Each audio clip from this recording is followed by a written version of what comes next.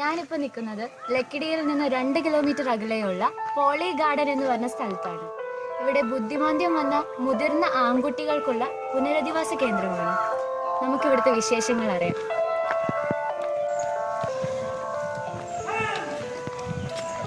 ഞാനിവിടുത്തെ സ്ഥാപനത്തിൻ്റെ ഡയറക്ടറാണ്. ബുദ്ധിമാന്ദ്യമുള്ള കുട്ടികൾക്കുള്ള സ്ഥാപനമാണ്.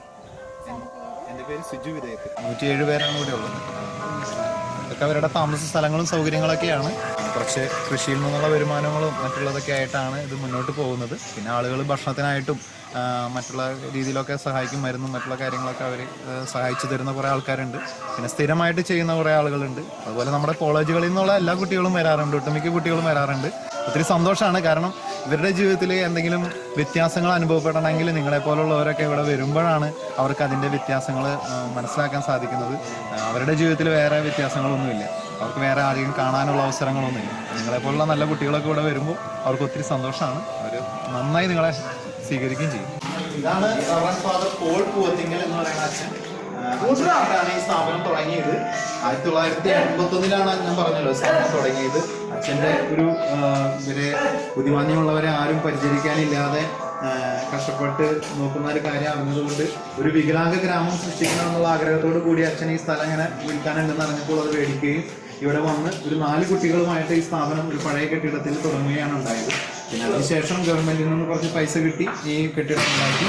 ഇനിയും പണികളൊന്നും മുഴുവനായിട്ട് കഴിഞ്ഞിട്ടൊന്നുമില്ല. എന്നാലും എന്താ പറയുക, ഇപ്പോൾ അവർക്ക് അത്യാവശ്യം താമസിക്കാനുള്ള സൗകര്യങ്ങളൊക്കെയുണ്ട്. കീഴ്ശ്ശേരി എന്ന് പറയുന്ന ഗ്രാമത്തിലെ സുഹൃത്തുക്കൾ എല്ലാ മാസവും 2ാമത്തെ ശനിയാഴ്ച ഞങ്ങൾക്ക് ഭക്ഷണത്തിനായിട്ട് വരാറുള്ളതാണ്. അതിലെ കൂട്ടുകാരാണ് ഇവരൊക്കെ. അവർ കുറേ പേരുണ്ട് ഗ്രാമത്തിൽ. അവർ എന്താ പറയുക ഇവിടെ വരികയും അവർ ബിരിയാണി പ്രിപ്പയർ ചെയ്യുകയും എന്താ പറയുക പിള്ളേർക്ക് അത് സുഭിക്ഷമായിട്ട് കൊടുത്ത് വൈകുന്നേരത്തേക്കുള്ളതും കൂടി തയ്യാറാക്കിയിട്ടാണ് അവർ പോകുന്നത്.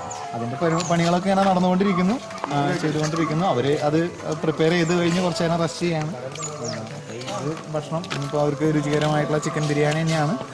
അപ്പോൾ അതങ്ങനെ നടന്നുകൊണ്ടിരിക്കുന്നു അതിൻ്റെ പണികൾ. ഇത് നമുക്ക് ഒരു ഡൈനിങ് ഹാളാണ്. SBI ലൈഫിൽ നിന്നാണ് ഈ ടേബിൾ സ്പോൺസർ ചെയ്തത്. അതോടൊപ്പം തന്നെ ഇതിന് വേണ്ടുന്ന ചെയറുകൾ SN കോളേജിൽ പഠിക്കുന്ന ശ്രീലക്ഷ്മി എന്ന് പറയുന്ന കുട്ടിയും കൂട്ടുകാരൊക്കെ കൂടി ഒരു വാട്സപ്പിൽ ഒരു ഗ്രൂപ്പൊക്കെ ഉണ്ടാക്കി അവർ സ്പോൺസർ ചെയ്തതാണ്. അതും ക്ലീൻ ചെയ്യുന്നതും കാര്യങ്ങളൊക്കെ ചെയ്യുന്നതും അവർ തന്നെയാണ്. ഓരോരുത്തർക്കും ഓരോ ഡ്യൂട്ടി ഏൽപ്പിച്ചിട്ടുണ്ട്. അവരത് വൃത്തിയായിട്ട് ചെയ്യും. ഇവിടെ 16 വയസ്സ് മുതലുള്ള കുട്ടികളാണ് ഇവിടെ ഉള്ളത്. 16 മുതൽ 80 വയസ്സ് വരെയുള്ള ആളുകളുണ്ട്. എല്ലാ ദിവസവും സ്പോൺസർഷിപ്പ് ഉണ്ടാവില്ല. ഒരു മാസത്തിൽ ഒരു 10-12 ദിവസമൊക്കെ ആരെങ്കിലുമൊക്കെ അവരുടെ ജന്മദിനമായിട്ടോ അല്ലെങ്കിൽ മരിച്ചവരുടെ ഓർമ്മയായിട്ടോ അങ്ങനെ എന്തെങ്കിലുമൊക്കെ വിശേഷങ്ങളിൽ ഉണ്ടാവും. മറ്റുള്ള ദിവസങ്ങളിലൊക്കെ സാധാരണ ഭക്ഷണങ്ങൾ പേരും അങ്ങനെയുള്ള കാര്യങ്ങളൊക്കെ ആയിട്ട് അങ്ങനെ നടക്കും. ഫുഡ് കഴിക്കാൻ വാശിയൊന്നുമില്ല. ഫുഡ് അവരുടെ ജീവിതത്തിൽ ആകെയുള്ള ഒരു സന്തോഷം എന്ന് പറയുന്നത് ഭക്ഷണം കഴിക്കുക എന്നുള്ളതാണ്. നമ്മൾ മറ്റുള്ള എന്ത് കാര്യങ്ങളും അവർക്ക് എത്ര ചെയ്തു കൊടുത്താലും അവർക്കതൊന്നും മനസ്സിലാക്കാനുള്ള എത്തില്ല. പിന്നെ കുറച്ച് പേർക്ക് ചിലർ നന്നായി കഴിക്കും, ചിലർ ഇത്തിരി കുറച്ച് കഴിക്കുള്ളൂ, ചിലർ നന്നായി കഴിക്കും. കുറച്ച് പേർക്ക് ഭക്ഷണം വാരി കൊടുക്കണം. അങ്ങനെയൊക്കെ ആയിട്ട് അവരങ്ങനെ പോകും. ഇത് പിന്നെ അവർക്ക് പുറത്ത് വന്നിരിക്കാനുള്ള സൗകര്യങ്ങളൊക്കെ അവരുടെ ജീവിതത്തിലെ വേറെ കാഴ്ചകളൊന്നും ഇല്ലാത്തത് കൊണ്ട് നമ്മളെ കൊണ്ട് സാധിക്കുന്ന രീതിയിൽ കുറച്ച് പ്രാവും കിളികളും കോഴിയും താറാവൊക്കെ ആയിട്ട് അങ്ങനെ നമ്മൾ അറേഞ്ച് ചെയ്യുന്നു. അത് അവരുടെ ജീവിതത്തിലെ വേറെ കാണാനായിട്ടുള്ള കാഴ്ചകളൊക്കെ വളരെ കുറവാണ്. നിങ്ങളെപ്പോലുള്ള കുട്ടികൾ വരുന്ന സമയത്ത് ഒരു സന്തോഷം ഉണ്ടാവും. പക്ഷേ ബാക്കിയുള്ള സമയങ്ങളിലൊക്കെ അവർ വിരസമായിട്ട് ഇങ്ങനെ ഇരിക്കുന്നതിന് പകരം നമുക്ക് വേറെ ഫണ്ടും കാര്യങ്ങളൊന്നും ഇല്ലാത്തത് കൊണ്ട് നമ്മൾ ഉള്ള സൗകര്യങ്ങൾ ഉപയോഗിച്ച് അവർക്ക് പ്രാവിനെ കാണാനും കിളികളെ കാണാനൊക്കെ ആയിട്ടുള്ള ജീവിതത്തിലൊരു വ്യത്യാസങ്ങൾ ഫീൽ ചെയ്യാൻ വേണ്ടിയിട്ട് അങ്ങനെ നമ്മൾ വളർത്തുന്നതാണ്. നമുക്ക് എന്നുള്ള ലാഭത്തിനേക്കാൾ ഉപരിയായിട്ട് അവരുടെ മനസ്സിനൊരു സന്തോഷം കിട്ടുക എന്നുള്ളതാണ് നമ്മൾ അതുകൊണ്ട് ഉദ്ദേശിക്കുന്നത്. ഈ മരങ്ങൾ എന്നൊക്കെ പറയുകയാണെങ്കിൽ ഈ കുട്ടികൾ തന്നെ നട്ട് പിടിപ്പിച്ച കാര്യങ്ങളാണ്. കാരണം എന്ന് വെച്ച് കഴിഞ്ഞാൽ ഇവിടെ ഈ സ്ഥാപനം തുടങ്ങിയ കാലത്ത് ഇത് വെറും പുല്ലിൻ്റെ കാട് മാത്രമായിരുന്നു. അപ്പോൾ എന്താ പറയുക, ഇവരുടെ ജീവിതം ഈ ഒരു ഗ്രാമത്തിലായിരിക്കണം എന്നുള്ള ലക്ഷ്യത്തോടു കൂടി അവരുടെ സ്വയം തൊഴിലുകളും അവർക്ക് സ്വയമായിട്ട് ചിന്തിക്കാനും ജീവിക്കാനൊക്കെ ഉള്ള ഒരു സൗകര്യങ്ങൾ ഒരുക്കുക എന്നുള്ള ലക്ഷ്യത്തോടു കൂടി നമ്മളിത് നട്ടുപിടിപ്പിച്ചിട്ടുള്ളതാണ്. ഇപ്പോൾ എന്താ പറയുക, അവർക്ക് ഇങ്ങനെ ഒരു സൗകര്യം ദൈവം കൊടുത്തത് കൊണ്ട് അവർക്ക് ഇവിടെ സ്വസ്ഥമായിട്ട് ഇരിക്കാനും അവരുടെ എന്താ പറയുക അവർ ഓളിട്ടാലോ അല്ലെങ്കിൽ ബഹളം ഉണ്ടാക്കിയാലോ എന്തുണ്ടാക്കിയാലും അവരുടേതായ ഒരു ലോകത്ത് അവർക്ക് ജീവിക്കാൻ സാധിക്കും. അതേസമയം നമ്മൾ പുറത്തൊരു കൺജസ്റ്റഡ് ഏരിയയിലൊക്കെ ആണെങ്കിൽ അവർക്കത് മറ്റുള്ള നാട്ടുകാർക്ക് പ്രശ്നം അല്ലെങ്കിൽ മറ്റുള്ളവർക്കൊക്കെ പ്രശ്നങ്ങളും ബുദ്ധിമുട്ടുകളൊക്കെ ഉണ്ടാവാൻ സാധ്യതയുണ്ട്. പക്ഷെ ഇങ്ങനെ ഒരു അറ്റ്മോസ്ഫിയറിൽ അവർ വളരെ സാറ്റിസ്ഫൈഡ് ആണ്. കാരണം അവരുടെ ഒരു ലോകത്തായിട്ട് അവർക്ക് ജീവിക്കാൻ സാധിക്കും.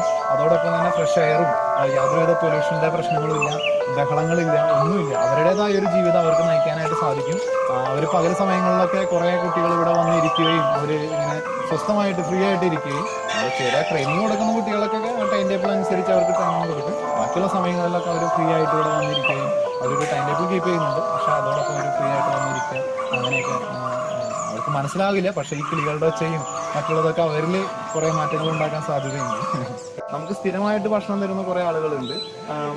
എല്ലാ മാസത്തിലും 1-ാം തീയതി ഒരു ഹോട്ടലിൽ നിന്ന് ഭക്ഷണം കൊണ്ടുവരും.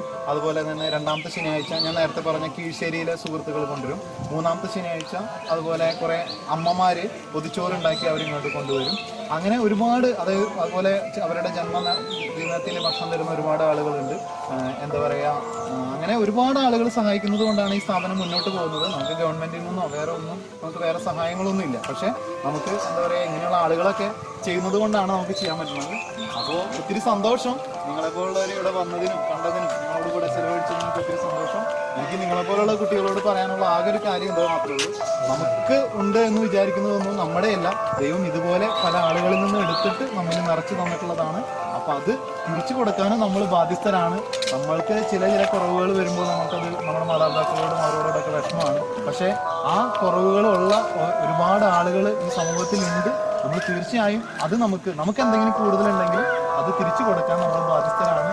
ആ ഒരു യാഥാർത്ഥ്യം മാത്രമാണ് പോളി ഗാർഡൻ നമുക്ക് മറ്റുള്ളവരോട് പറയാനുള്ളത്. ഇവിടെ വരുന്ന തലമുറയോടും നമ്മുടെ ചെറിയ വിഷമങ്ങളിൽ വേദനിക്കാതെ അതിനേക്കാൾ വിഷമമുള്ള ആളുകൾ ഈ സമൂഹത്തിലുണ്ട്. അവർക്ക് വേണ്ടി നമുക്ക് എന്ത് ചെയ്യാൻ സാധിക്കുമെന്നുള്ളത് നമ്മുടെ ബാക്കി വരുന്നതല്ല ഇവർക്ക് കൊടുക്കേണ്ടത്, നമ്മുടെ ത്യാഗങ്ങളാണ് ഇവർക്ക് കൊടുക്കേണ്ടത്. നമ്മുടെ ചെറിയ ത്യാഗങ്ങൾ നമുക്ക് എങ്ങനെ വേണമെങ്കിലും ചിലവാക്കാമായിരുന്ന അല്ലെങ്കിൽ ചിലവാക്കി കളയുന്ന നമ്മുടെ പൈസയോ മറ്റു സമയമോ സന്തോഷമോ ഒക്കെയാണ് നമ്മുടെ ഇതിൽ നിന്ന് നമ്മൾ മറ്റുള്ളവർക്ക് കൊടുക്കുമ്പോൾ നമ്മളും